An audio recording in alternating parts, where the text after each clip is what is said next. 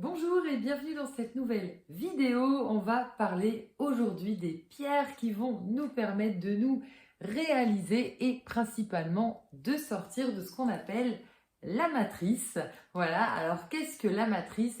La matrice, c'est cette vie matérielle, ce plan matériel sur lequel nous évoluons, qui n'est pas toujours facile, voilà, puisqu'on a quand même un karma notamment à vivre, et puis on a une actualité, voilà, qui peut toujours être particulière, des éléments de vie aussi qui peuvent être très particuliers, une famille, un passé, voilà, pas mal de valises, on va dire, également des vies antérieures.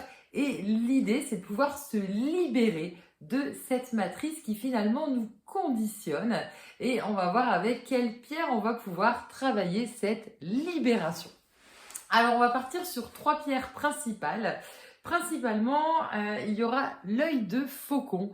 L'œil de faucon qui est bleu très foncé, qui est une pierre de protection. Et surtout, elle s'appelle pas œil pour rien. C'est vraiment le fait d'ouvrir en fait l'œil, notamment le 3e œil, et pouvoir beaucoup plus distinguer des situations où, alors, soit on peut se faire en effet manipuler, soit on peut avoir des difficultés finalement à voir la vérité de certaines situations et surtout se rendre compte que ce n'est pas notre propre regard mais qu'on va coller finalement nos croyances, nos valeurs sur ce qu'on nous a appris, sur ce qu'on nous a montré. Ici, l'œil de faucon sert en fait tout simplement à se libérer de nos croyances limitantes, voilà, qui nous imposent en fait finalement de suivre telle étude, de faire tel métier, de ne pas quitter aussi une relation parfois qui peut devenir complètement toxique et sans que ce soit complètement négatif, qui ne nous apporte plus rien. Ensuite, on va avoir le quartz fumé. Le quartz fumé, cette pierre très marron qui est une pierre de protection, une pierre d'ancrage qui va permettre de se sentir mieux avec ce plan terrestre, voilà, sur lequel on a décidé de s'incarner et d'évoluer.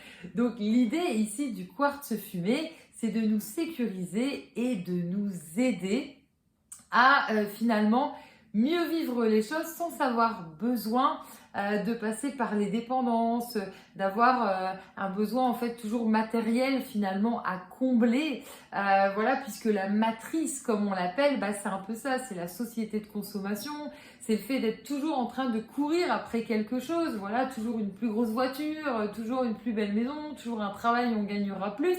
Alors oui, le plan matériel il peut être un peu plus confortable, mais est-ce que pour autant intérieurement on va se sentir plus sécurisé, plus apaisé? L'idée du quartz fumé, c'est ça, c'est de ne pas en fait partir sur des excès aussi alimentaires qui peuvent être liés au tabac, à l'alcool, aux drogues en fait. C'est vraiment voilà un ensemble.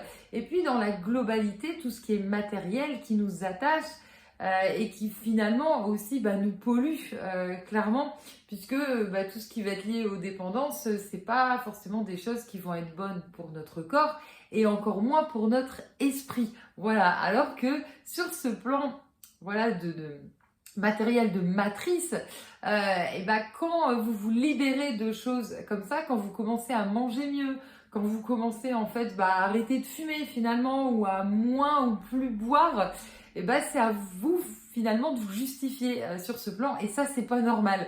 Donc l'idée c'est vraiment en fait de s'en libérer, ça veut pas dire de tout arrêter non plus, mais l'idée c'est qu'on le fasse à la limite par plaisir et plus en fait par dépendance. Et on va voir également le cristal de roche, cette pierre appelée quartz également, entièrement transparente, qui booste la mémoire et l'intuition. L'idée, c'est de pouvoir vraiment canaliser ce que notre âme finalement à nous transmettre pour notre évolution et puis d'éviter que le cerveau fasse ce ménage de transmettre finalement ces informations dans des cases de c'est foufou, c'est pas normal, on doit pas penser comme ça et finalement, on passe à côté de nos intuitions, de ce qui est le mieux pour nous, pour l'évolution de notre âme, qui n'est pas forcément ce qui est le mieux, pour la reconnaissance, on va dire, au niveau familial, au niveau sociétal. C'est ce qu'on appelle les croyances limitantes, en fait. C'est rester dans une zone de confort qui n'est pas du tout confortable.